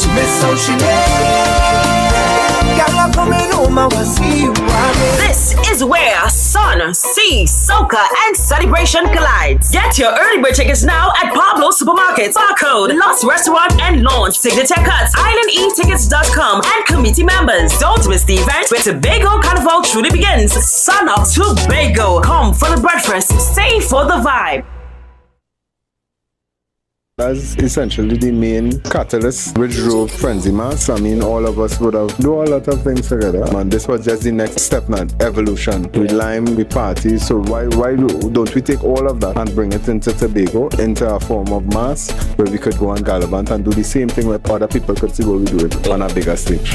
But at this point in time, I think Frenzy is important to me. So I decided to put some energies there. It's our first year Tobago Carnival. You know, we now partner with Iconic Mass, and it's our first time. So I felt like, just see come and really stamp your name and make that presence from the mass side of things. So that's the vibe, Frenzy Mass. Really excited for Tobago this year. Love to see the girl bend over. Suck me, girl. Arch your back, arch your back. Start to arch it. Suck me, girl. Arch your back, arch your back.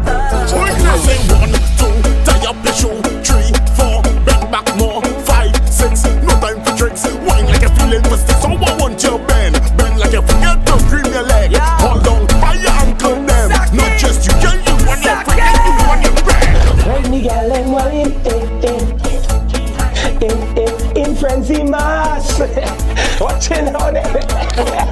That is what I was seeing. Rocking it slow. That is what I was seeing. It's a different type of thing down there. And we party till we drop down there. With a lot of pretty girls down there. Down in Tobago. Yeah. Hey. Tobago updates. Good morning, Tobago.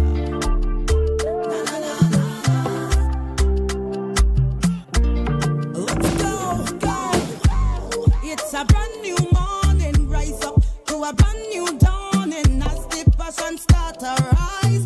Morning and welcome back to Good Morning Tobago right here on Tobago Updates. I am your host, Chanel Felix, and if you're not joining us, we are continuing with a whole lot of conversations, and we are chatting this morning right here in studio with the Tobago officer of the Trinidad and Tobago Unified Teachers Association, Mr. Braden Roberts. Good morning and welcome. Good morning. It's a pleasure to be on your program. Good morning to all the viewers and listeners.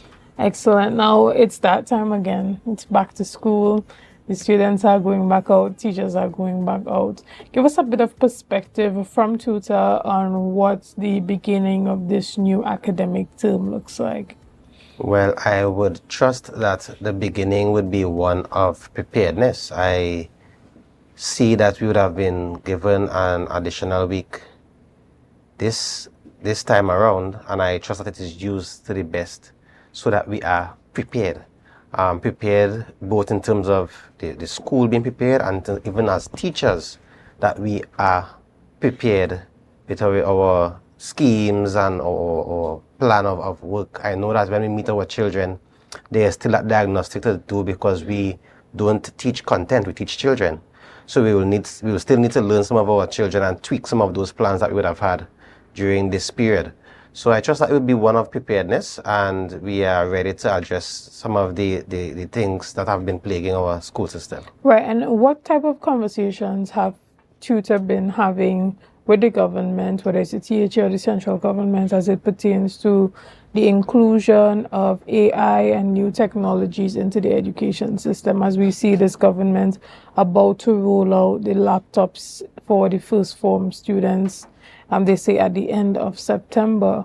What type of conversations? Because it's one thing to have the device, but there's another thing to have the curriculum that revolves around new technology and, you know, the inclusion of the device in the lessons. All right, so, and it's wider than Trinidad and Tobago. I believe it's the Caribbean. We have been posturing as if we want to include AI. Technological advancement has financial requirements. We have the infrastructure within our island in Tobago here that does not facilitate online learning.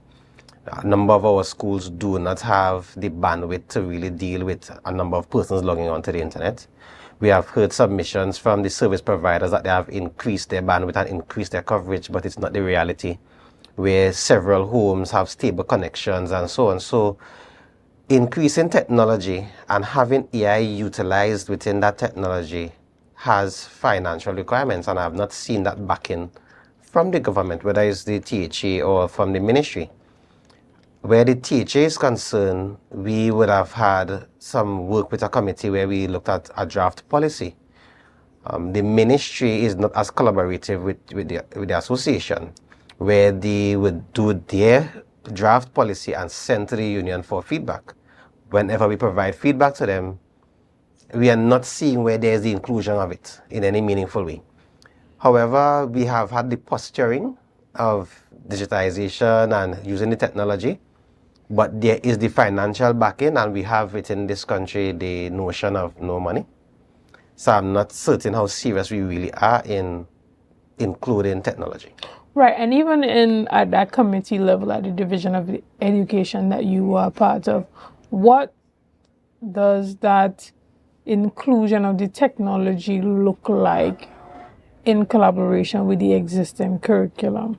Right, so the curriculum does not necessarily need to change to incorporate technology. We understand that if we are teaching children, we would use the technology in a particular way to bring out the content and have the children interacting with it. The shortcoming, as mentioned just a short while ago, is that to do the pilot, we would need to get the devices, and that's where the lack of funding is. But in terms of the content, there isn't any danger of content lost or major content shift. Teachers would use their different modalities, the thematic approach, how they would label their content and so on to interact with the children. But we would need the infrastructure to be in place so that we would have stable interaction and reliable interaction using the technology. Right, and that infrastructure means the requisite internet connection at the school. Key. Main concern is internet connectivity. I know during the pandemic they relied on teachers, and some teachers would have complained because they have already been spending so much in the education system to now have to provide their own devices. However, even if they have their own devices, the internet connectivity is not as stable as you'd want it to be. So that is the main thing. And yes, of course, coming after that would be the devices for both teachers and students. Understood. And so, tell us, give us an example, give us a look, a visual look, describe it to us. What does that look like? A classroom where the technology is integrated with the curriculum. All right, so there are some content that we would teach in abstract. So you describe it to the students, but they don't have an opportunity to see what the things really look like. They are not able to interface with the particular items. So if you want to have a conversation along tourism within the social studies sphere, or even with agriculture, with the technology, you could have the virtual representation of those things and have persons interact with it. We could do a simulation of the growth from a seed to a tree. There are things that you can simulate.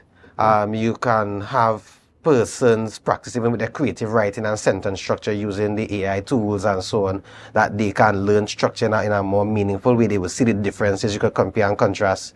Information is quickly available. So the technology would assist the children in having that more of a closer to real world experience than a teacher talking, and they have to imagine as the teacher trying their best to make it as real as they can. Right, or having the teacher having to print out those images or be confined to the images that are in a textbook. So would that mean when we look at what that curriculum look like, that students would be engaged in classes that teach them how to use Microsoft Word, how to create presentations, so that instead of possibly writing an essay, they may now move towards making a presentation in front of their class where they are now, putting forward a slideshow and giving them that head start on what college looks like, what tertiary education presentations in the workplace look like, what real life work looks like. And even if you look at the basic vocabulary or even grammar with sentence structure, with Word, you will have the tools that will show you where there's an incorrect use of a phrase and so on. Yeah. They could have the practice with that, and the teachers can use creative ways in making those exercises where they could use those programs to assist. It would help to develop self-learners. So you're not going to wait on a teacher for you to progress on a particular topic. With programs set, the children could go through those programs. So when teachers go on workshop and so on, it should not be where you just leave an exercise in an exercise book for them to do. There are these programs that they can use the technology while teachers are not physically there. Right, and there are some persons, parents, teachers, maybe even principals, who are still of the idea that using AI systems such as, ChatGPT and other programs hinder learning. But it is something that we can no longer try to operate without, because whether or not we allow it, the children are exposed to it, they know that it exists, and they will access it on their own accord. How do you think these new technologies should be embraced within the classroom? Well, it will be difficult to embrace anything that lacks structure. So we have been talking AI and talking technology, but we don't have the structure. We don't have workshops where we really align in, this is how we would want you teaching these topics. So we have sporadic workshops, sometimes a one-day workshop, and we hope that we will transform persons. The lack of structure would not create buy-in. It's not something that we should rely on buy-in, because the world is going ahead. There have been reports that the Caribbean is falling further behind, with Europe and so on already exercising the AI for some years, and we are now playing catch up. So if there is structure as to how we're going to really incorporate the technology, teachers would then see how best they can make the adjustments and so on. But when teachers are left to come up with ways to make it work, yeah, there'll be some doubt. Do you think that this is the role of tutor, to host a number of these workshops and sessions and partnering with these consultants to ensure that teachers are equipped with the knowledge of how to incorporate AI as a teaching tool? Right, so we do have a professional development unit within our association where we do workshops throughout Trinidad and Tobago. Our capacity would not be to reach every school at once or to reach our entire district at once. So sometimes we have district sessions, sometimes we have school sessions. However, it would not be enough if we are not getting the backing of the government, the governing body of our education system. So, and there are teachers who arrange with their staff, and where they find a good program and so on, and would have the staff do those things. Principals have those things going as well. But that's teachers doing their own thing. There needs to be an overall structure of it, and tutors don't run education system. So it's not that for us to set up a structure for the education system to function. We assist as best as possible. We see some of the shortfalls and so on. But the overall structure is lacking. And I understand that the delay could really be that there isn't the money to back up. Because any structure you put in place would need significant financial injection. And listening to the conversation, That's what my belief is hindering that progress. Right. And do you think that this government is going ahead of themselves or being a bit short-sighted in the investment in strictly laptops as opposed to investing in training for teachers, investing in programs to help incorporate the new technology into the curriculum? Where do you think the focus should be placed?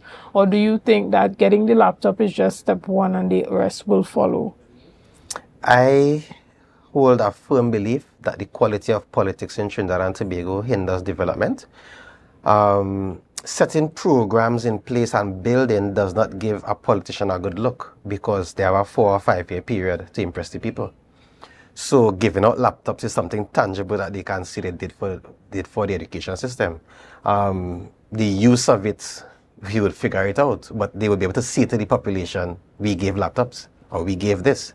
We need sustainable changes within our education system. So there are things that you will need to invest in and give it some time to grow, to develop.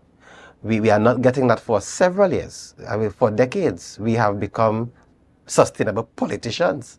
We are not on development of our country. So we need to have, they're like, for example, they have the child-friendly schools that's an initiative that the THE has in some of our schools. But it is not resourced to the point where it is as effective as we would need it to be. So it's a good initiative.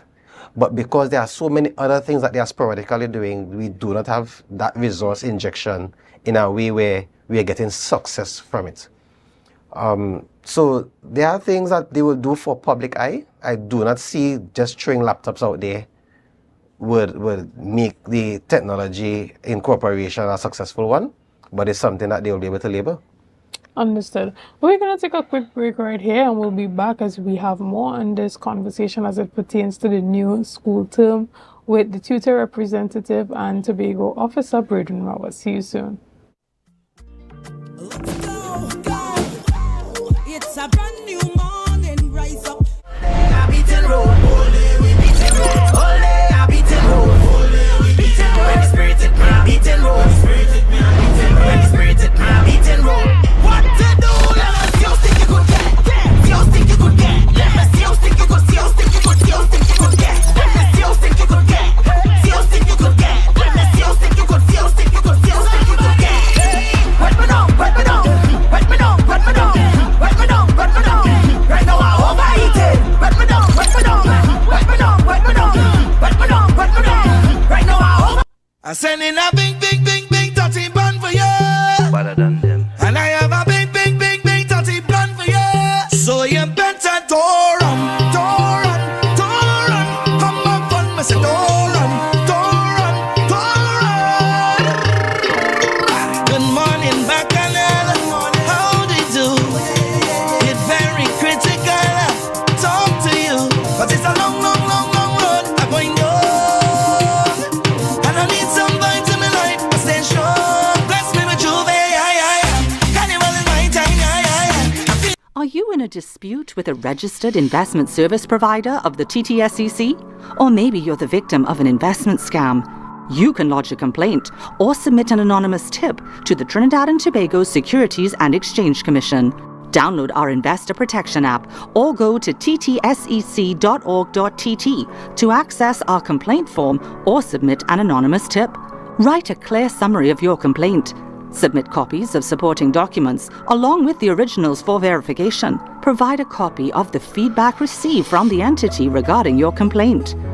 All investor complaints or scam reports submitted by the public are acknowledged and reviewed by the TTSEC. Investigations are pursued based on the outcome of the review. Trinidad and Tobago Securities and Exchange Commission, protecting the interests of investors and the public. You invest, we protect. Everyone benefits.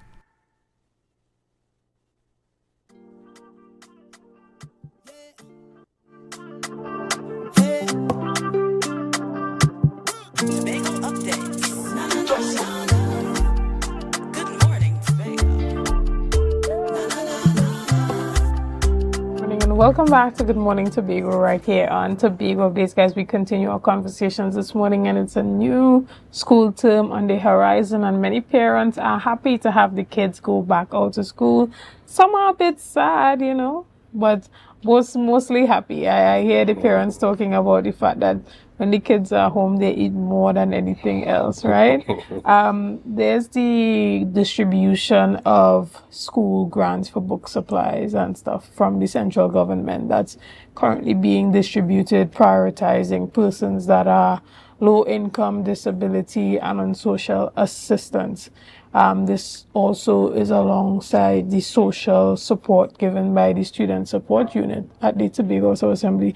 Now, I heard a parent complain recently about the fact that when they went to apply for this particular grant, the one from the central government at the school, I believe it was Goodwood Primary School, that the principal told them that she had no clue about what this was, and as a result she was not signing it. How do you think we or parents maneuver through these type of situations? This is real life things that are happening, you know. I know tutor is there to represent the teachers, but even when you look at it from a parent's perspective, how do we maneuver through these things?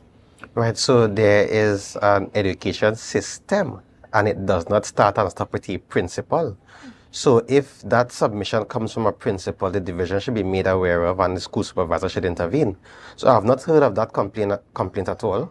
I'm not certain how valid the complaint is, but it's not for a principal or a teacher to say that they're not signing a document. If they have concerns, they will liaise with their supervisor and get clarity and that kind of a thing. And you see, when I was made aware of the situation, I quickly said, okay, if you are not aware, why not call the Division of Education as a principal to verify the information and say, well, okay, let me call and find out if this is legitimate, because I am unaware of this current grant. But we also need to be careful as to the validity of the complaint as well.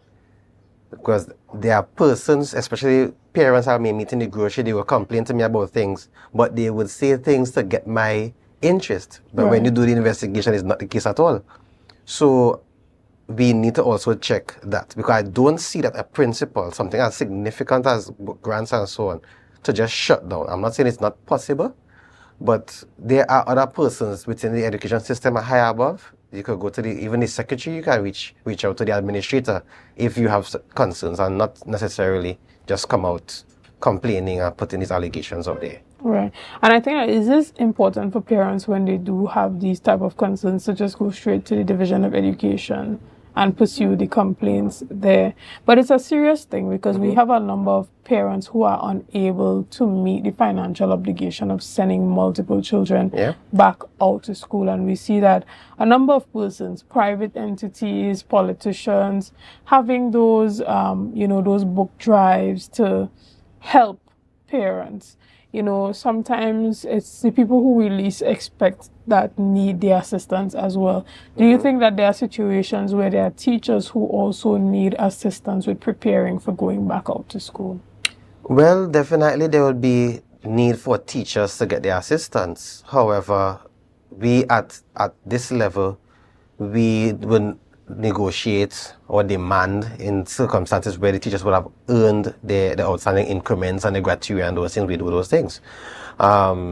We do our financial planning workshops with our teachers to ensure that they make the correct decisions within their own financial needs within their family and so forth. So it's not that we will just come out and beg the government to give assistance to teachers. We are hoping that we be prudent in our management first, and that the division gives the teachers what they would have worked for, and we're not out here begging for something. So yes, there will be teachers who, based on whatever circumstance, would have their challenges just as all other parents, and we support as best as possible. We have minor, not large-scale financial assistance that we have within our association that teachers would be able to tap into and so on. But yes, it's important that the division first live up to the obligations of paying what the teachers owe, so that we're not out here begging for help. Right, and what about the teachers who say, well, I did not know that we could have approached tutor to get any type of financial assistance? Oh, tutor members will know. Tutor members will know. That's information that we share. Okay. And what does that look like? Is it that persons have to meet a particular requirement? How do persons tap into benefiting from the association? So the circumstances would vary for the need, and they would reach out to any of our offices that they are familiar with, and they will be guided accordingly. Excellent. And even as it pertains to schools being prepared for opening, are you satisfied this time around with the preparations of the schools? Well, I'm not in a position to have a feeling on it because we have been in the dark. We would have presented information to them in April. We had a meeting, I believe it would have been in March, where it was indicated that after the division put their packages together, they will inform tutor what were the jobs that they're going to be doing, which schools they're going to start with as a priority projects and so on. We have gotten no information to date. I understand from the feedback I'm hearing within the division is that some of the finances were not readily available. The initial budget of 20 million had to be almost doubled. The state of some of the schools and the outstanding repairs needs much more than the 20 million. So some of those things may have created delay. We are going out the Thursday, Friday next week when teachers will be there. So at least we'll have a real example. Going out watching buildings, not knowing which contractor will be there, what work they're doing, wouldn't assist us at this moment. I had a brief conversation with the secretary where she indicated that we would be invited on site visits and so on when they are ready. But we were not given any information as to what projects they would be working on, although we would have submitted to them some of the feedback we got as to the needs of the schools. Understood. And, even as we round up our discussion this morning, is there anything that you want to say to teachers out there as it pertains to heading back into this new school year? Right. So definitely we need to get back out there as persons on a mission, fulfilling purpose. There would be challenges. That's why we have a union. So we would not want teachers dwelling in their challenges and seeing the space in such a negative state. We want to see the greater good of our citizen, where we are having more than this 60% that we could be celebrating for CXC. And these low percentages into those are the excelling group for SEA. We need to be as optimistic. We need to be as purposeful and forceful in our delivery.